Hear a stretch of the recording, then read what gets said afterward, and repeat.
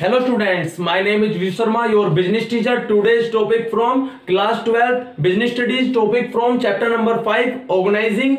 Topic is organizational structure. इससे पहले वाली वीडियोस में मैंने आपको ऑर्गेनाइजिंग के बारे में, ऑर्गेनाइजिंग का प्रोसेस, ऑर्गेनाइजिंग की इंपॉर्टेंस, ये सब डिस्कस कर चुका हूं आपके साथ। अब टॉपिक आता है ऑर्गेनाइजेशनल स्ट्रक्चर। ऑर्गेनाइजेशन का स्ट्रक्चर क्या है? तो ऑर्गेनाइजेशन जो है, जो वर्क को डिवाइड करती है, वो टू बेसिस पर करती है, फंक्शनल बेसिस और डिविजनल स्ट्रक्चर। यानी कि functional structure, divisional structure, two types के स्ट्रक्चर है। यानी कि ऑर्गेनाइजेशन कैसे वर्क को डिवाइड करती है, तो दोनों तरह के स्ट्रक्चर मैं आपको पढ़ाता हूं। फंक्शनल का मतलब होता है काम के आधार पर, एक्टिविटी के अकॉर्डिंग और या फिर वर्क के अकॉर्डिंग कैसे हम डिवाइड करते हैं वर्क को, ठीक है ना। तो फंक्शनल स्ट्रक्चर में चार चीजें आती है हमारे पास: प्रोडक्शन, मार्केटिंग, फाइनेंस और परचेज। इन चार तरीके से, इन चार के बेस पर हम वर्क को डिवाइड करते हैं। प्रोडक्शन के बेस पर, मार्केटिंग के बेस पर, फाइनेंस के बेस पर और परचेज के बेस पर। प्रोडक्शन में क्या क्या चीज होती है?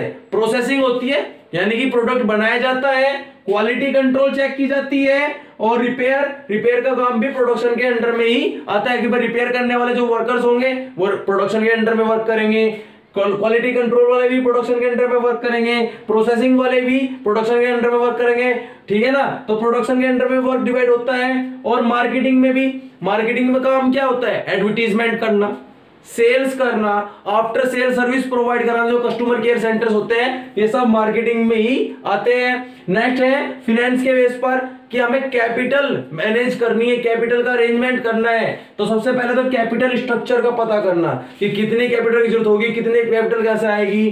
फाइनेंस की प्लानिंग करना कि कैसे, कि डिबेंचर से पैसा आएगा, यानी कि बोरोड फंड आएगा कि ओनर फंड आएगा, इक्विटी से पैसा आएगा कि प्रेफरेंस से पैसा आएगा, लोन से पैसा आएगा, कैसे पैसा आएगा, ये प्लानिंग करना फाइनेंस के अंडर में आता है। परचेज में क्या होता है?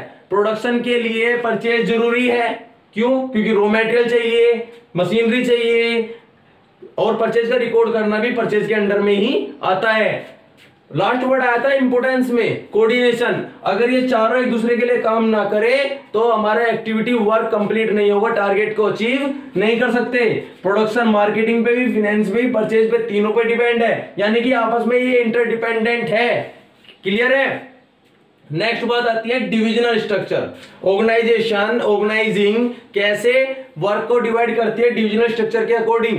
डिविजनल स्ट्रक्चर का मतलब होता है वर्क को डिवाइड करना प्रोडक्ट के बेस पर। ये किसके बेस पर? वर्क के बेस पर, और ये प्रोडक्ट के बेस पर क्या करते हैं? डिवाइड करते हैं, ठीक है ना। तो प्रोडक्ट कोई से भी चार प्रोडक्ट ले सकते हैं: textile, medicine, machinery, oils. Simple सी बात है, रिलायंस कंपनी है, ऑयल का भी करती है, कम्युनिकेशन का भी प्रोडक्शन करती है, यानी कि प्रोडक्ट होना अलग अलग, मल्टी प्रोडक्ट होना, यानी कि इन चार प्रोडक्ट के बेस पर डिवाइड करना। और इनके अंडर में जो होता है काम, वो फाइनेंस, वो जो फंक्शनल स्ट्रक्चर है वही होता है। क्लियर? कैसे कि टेक्सटाइल के अंदर प्रोडक्शन का भी होता है, परचेज भी होता है, मार्केटिंग भी होता है, फाइनेंस भी होता है। मेडिसिन में भी सेम यही चलेंगे, प्रोडक्शन, परचेज, मार्केटिंग, फाइनेंस, ये सब चलेंगे। यानी कि कोई भी चार प्रोडक्ट लेकर हम वर्क को डिवाइड कर सकते हैं। यानी कि पहले प्रोडक्ट, फिर प्रोडक्ट के अंदर ये चार काम, और फिर फंक्शन के अंदर ये चीजें आ जाती है। क्लियर है? तो मैं छोटी सी बात समझाता हूं, फंक्शनल और डिविजनल स्ट्रक्चर होते क्या है। फंक्शनल और डिविजनल स्ट्रक्चर हमारे एक्टिविटी को, वर्क को डिवाइड करने में हेल्प करते हैं। फंक्शनल स्ट्रक्चर का मतलब क्या है? वर्क के बेस पर एक्टिविटीज को डिवाइड करना, जॉब को डिफाइन करना। और ये किसके बेस पर? प्रोडक्ट के बेस पर डिवाइड करते हैं। क्लियर है? तो फॉर्मेशन पता चल गई, कैसे फंक्शनल स्ट्रक्चर और डिविजनल स्ट्रक्चर का पता चलता है, कैसे फॉर्म होती है। इकोनॉमी, जो फंक्शनल स्ट्रक्चर है वो इकोनॉमिकल है, क्योंकि एक व्यक्ति को, एक एम्प्लॉय को एक सिंगल फंक्शन परफॉर्म करना पड़ता है। Divisional structure very economical, not very economical, यानी कि महंगा होता है, क्योंकि तीन चार प्रोडक्ट पर ध्यान देना होता है, यहां पर सिंगल प्रोडक्ट पे ध्यान देना होता है। इकोनॉमी हो गई। डेवलपमेंट ऑफ मैनेजर, जो मैनेजर्स होते हैं उनका डेवलपमेंट होता है कि नहीं होता। इसमें है लेस चांस, इसमें है मोर चांस। क्यों? क्योंकि फंक्शनल स्ट्रक्चर में सिर्फ एक फंक्शन परफॉर्म करना पड़ता है मैनेजर्स को। डिविजनल स्ट्रक्चर में बहुत सारे फंक्शन परफॉर्म करने पड़ जाते हैं, परफॉर्म मल्टी फंक्शन, और इसमें perform one function only. Clear है? ऑटोनॉमी का मतलब होता है आजादी। आजादी कैसी? कि हमें किसी को जवाब देने नहीं देना है, तो इसमें लेस ऑटोनॉमी है, इसमें मोर ऑटोनॉमी है। क्लियर है, यानी कि इसमें कम आजादी है, इसमें ज्यादा आजादी है।